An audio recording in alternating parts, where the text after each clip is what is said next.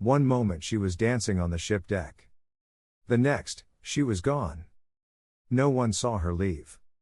No one heard her scream. And no one has ever found her. Narration begins March 24, 1998. A Royal Caribbean cruise ship glides across the Caribbean Sea. It's early morning, and passengers begin to wake, sip coffee, and take in the sunrise. But in cabin 8561, something is wrong. Amy Lynn Bradley, a 23-year-old from Virginia, has vanished. No note. No witnesses. And despite being surrounded by hundreds of people on a luxury ship, there's no trace of her. No body. No answers. Just a mystery that's haunted her family, and the FBI, for over 25 years. Tonight on The Silent Files, we investigate one of the most disturbing disappearances in maritime history, the Amy Bradley cruise ship mystery.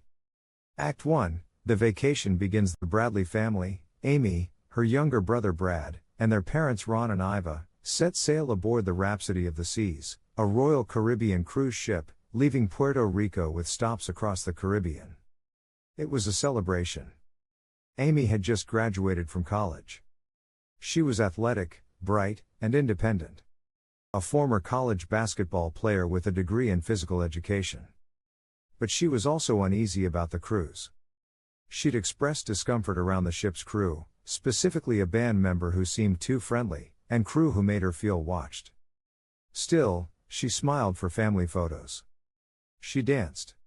She tried to enjoy the trip. No one could have predicted what would happen next. Act 2, the last known sighting.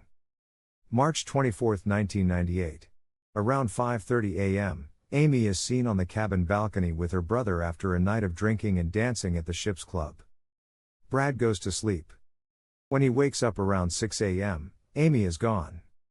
Her shoes are still in the cabin. So is her ID.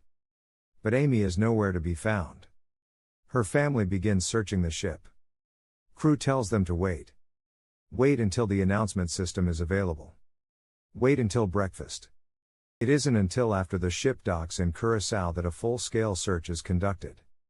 By then, it's too late. Act 3, a flawed investigation? From the beginning, the investigation was plagued with problems. The cruise line allegedly delayed alerting passengers.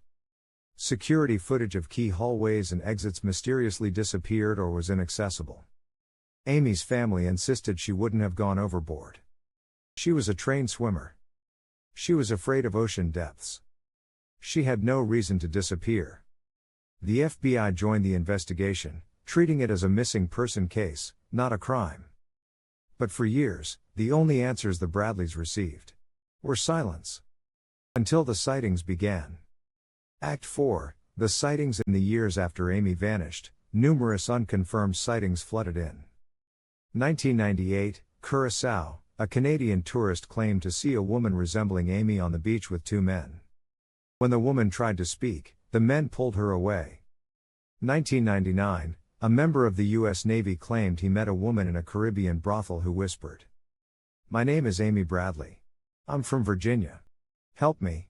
2005, a witness claimed she saw Amy in a Barbados department store bathroom, appearing dazed and accompanied by a controlling man.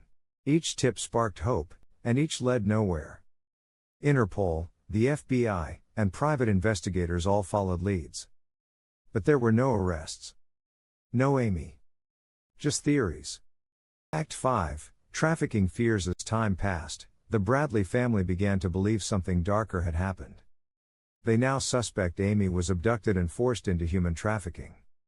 Supporting their theory, the brothel report from a military witness, the disappearance from a ship with hundreds of security staff, possibility of corrupt crew members or local port operatives involved. Yet, despite FBI involvement and international coverage, Amy's case remains officially open, but cold.